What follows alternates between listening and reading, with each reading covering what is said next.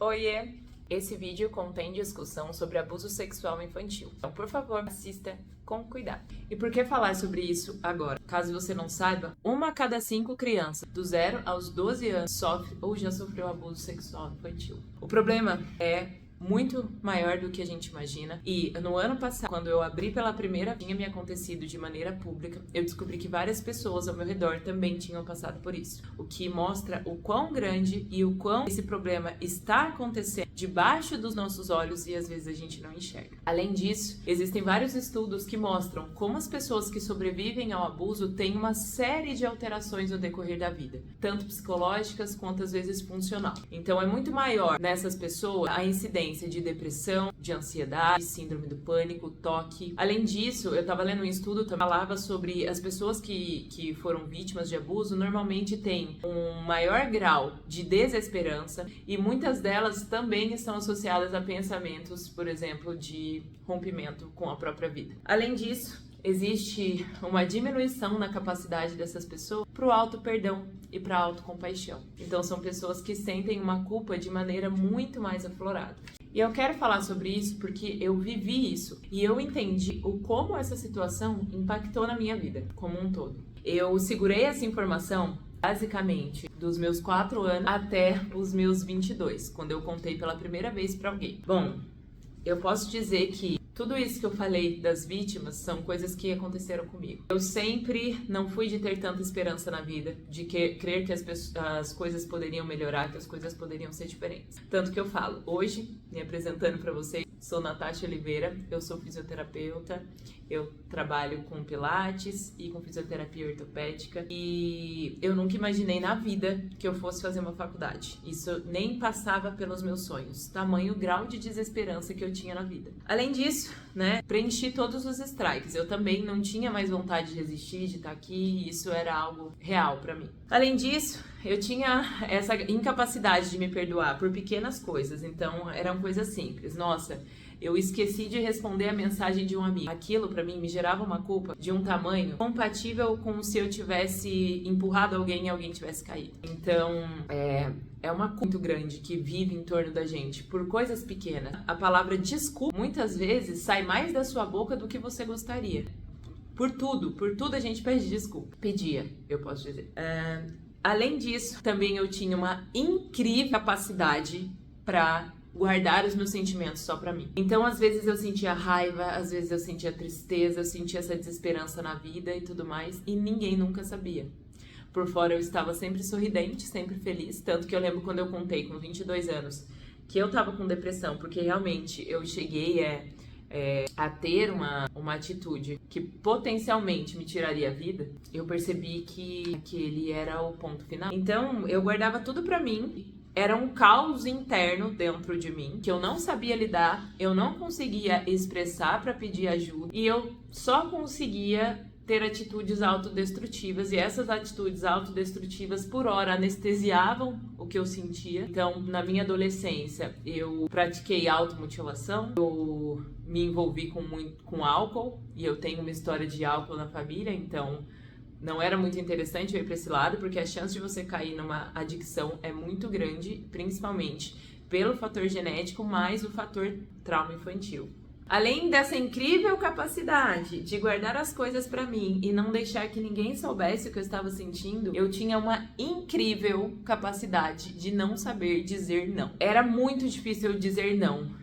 Nisso, eu entrei numa série também de relacionamentos tóxicos. Eu tive 3 relacionamentos até eu conseguir me curar e encontrar o de meu esposo, que é a pessoa que eu amo, que é o homem que me respeita, que entendeu toda a minha trajetória, que me respeita todos os dias. Mas até eu chegar nele, eu passei por muitos relacionamentos tóxicos, não só da parte da pessoa pra comigo, mas da minha parte com a pessoa. Eu cometia atitudes muito tóxicas, baseada ainda nessa falta de conhecimento que eu tinha e todo esse caos que eu vivia dentro de mim. Mas, como eu falei, todas essas situações e todos esses relacionamentos tóxicos, essa incapacidade de dizer não, eu tinha incapacidade às vezes de dizer não até durante as relações, e isso me colocava num papel de um abuso constante. O que foi reforçando ainda mais dentro da minha cabeça minhas crenças relacionadas à desvalorização. Então eu não via valor nem na minha vida, não via valor em mim como pessoa. Era um caos completo. Eu não quis mexer nisso na época da adolescência, porque já ouviram aquele ditado que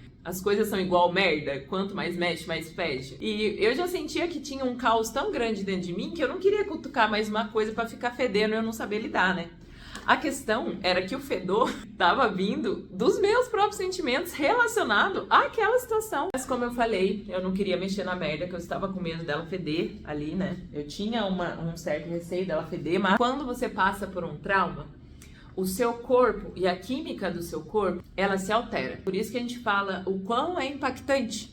Porque quando uma criança sofre um abuso, o cérebro dela ainda está em formação. Aquela situação que acontece dentro da cabeça de uma criança que ainda está em formação, altera toda a química e cognição que deveria ser, sei lá, um caminho retilíneo, começa a ficar bagunçado. E aí, às vezes a criança começa a ter, inclusive, comportamentos que não são derivados da idade dela, começam a ter comportamentos mais sexuais, coisas assim. Isso, inclusive, é um fator pra gente se atentar em crianças, baixo rendimento escolar, uma sexualização excessiva, falar sobre coisas sexuais. A criança era muito falante, brincava muito, começou a ficar muito retraída, muito quietinha. Então, são todos pontos que a gente tem que prestar atenção pra não deixar que essas coisas aconteçam, porque os impactos são grandes. A gente não consegue enganar o nosso corpo e o nosso cérebro. A gente pode esconder dentro do mais fundo do nosso coração aquela situação que aconteceu. Porém, o seu corpo e a sua mente, em algum momento, eles vão eclodir aquilo. No meu caso, por exemplo, eu percebia que eu falo para os meus amigos, né, que eu aprendi a abraçar tem uns 2 anos. Eu não sabia abraçar as pessoas. Eu abraçava as pessoas assim. As pessoas vinham me abraçar, eu abraçava elas de ombro. Eu não conseguia abraçar as pessoas de frente, dar um abração. Nunca entendi muito isso. E principalmente homens. Eu tinha muito essa dificuldade. Ainda tenho dificuldade com esse negócio de cumprimentar com um beijinho, coisa assim. Eu tenho essa dificuldade de dar esse cumprimento mais acalorado. E por muito tempo eu achei que, nossa, eu sou antissocial e tudo mais. Vocês percebem a culpa? Eu pensava isso, mas não faz sentido. É muito derivado daquela repulsão por toques. Até com meu esposo de agora mesmo, que eu sei que me respeita, que é um amor de pessoa. Quantas vezes eu tava cozinhando na cozinha, ele vinha e me abraçava por trás. E a minha vontade já era bater. Teve vezes que eu até fiz isso. Ou eu faço e fico bravo e bufo. Agora tem diminuído já isso, porque eu tenho trabalhado muito na minha cognição para... Existe uma palavra para isso. Reconfigurar, não é reconfigurar. Ressignificar o toque, principalmente relacionado a ele, né? Que pra mim é o mais importante. Eu não ligo se eu não abraçar as pessoas e dar um oizinho de tchau. Que tá tudo bem, eu tô respeitando o que eu sinto no momento. Eu não preciso deixar o meu corpo desconfortável pra agradar as pessoas, entrar numa roda e cumprimentar todo mundo com um beijo no rosto. E tá tudo certo. Tô ficando cada vez mais bem com isso, sabe? Por quê? Eu já desrespeitei tanto não falando não, já desrespeitei tanto meu corpo por não saber impor limites, que não é agora que eu estou aprendendo a impor que eu vou ficar fazendo coisas simplesmente para agradar as outras pessoas, né? Eu já agradei tanto as outras pessoas não falando, não expondo as coisas, agora eu quero me agradar, porque eu mereço. E você também, que passou por isso, merece se agradar. Você não merece ficar refém do trauma e das coisas que ele te traz. Você merece um cuidado, você merece uma atenção e você merece uma vida maravilhosa, porque ninguém merece passar por isso. Então, se você passou, eu espero muito que a gente consiga ressignificar a nossa vida para mostrar que um trauma e um abuso, ele não te define. Mas enfim, como eu falei, essas situações são situações químicas e mentais. São comportamentos que são inconscientes, não tem como você controlar, mas eles acontecem e muitas vezes eles são relacionados a essas lembranças que ficam no inconsciente, e quando você recebe um toque que te lembra, que te faz lembrar daquela situação, que faz seu corpo lembrar, às vezes você nem lembra, mas o seu corpo lembra, ele já retrai.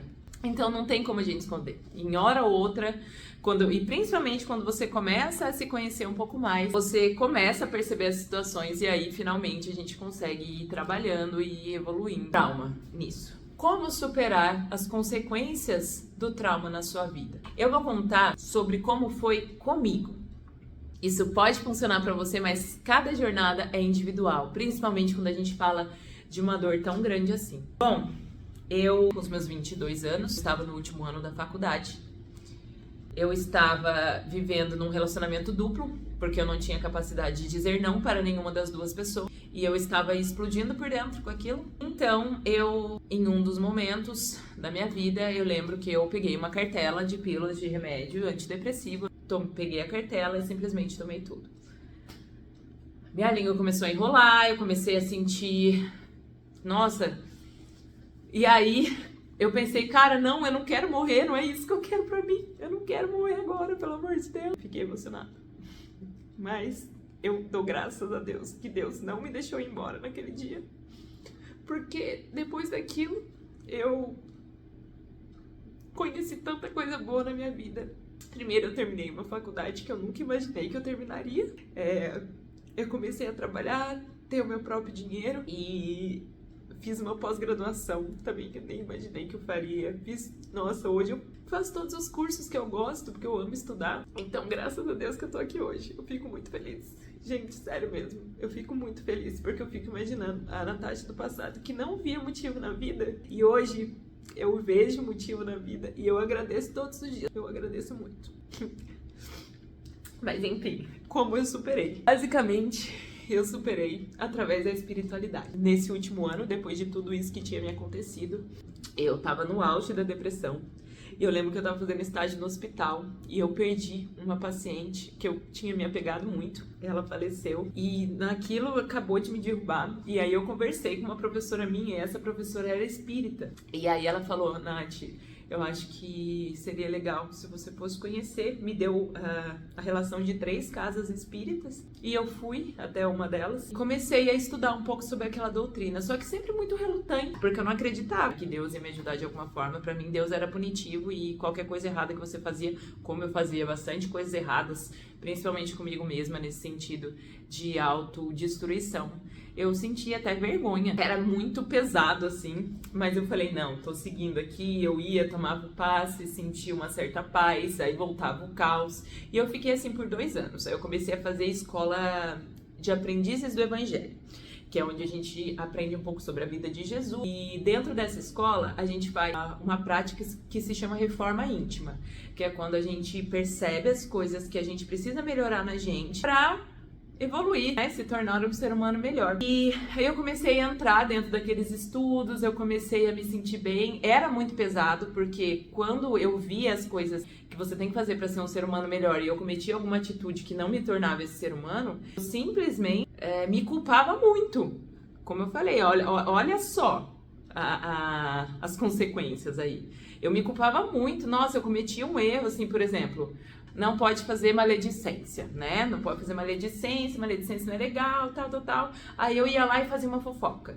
Nossa senhora, nossa, mas eu sou um ser humano péssimo. Olha isso, gente, uma fofoquinha. Quem nunca fez uma fofoca, que atire a primeira pedra. Aí foi isso, eu comecei a estudar, comecei a gostar daquilo. Eu fui me transformando aos poucos e eu lembro que em uma das mensagens que eu recebi do meu mentor espiritual, ele me falou que tinha como se fosse uma nuvem negra tampando os meus olhos, mas que essa nuvem estava indo embora, que eu estava finalmente encontrando a luz. E eu lembro que naquele dia eu senti muito medo, porque eu não sabia como seria a minha vida sem o caos. Eu estava tão acostumada com o caos que eu não sabia. Meu Deus do céu, como é que eu vou viver sem o caos? Socorro!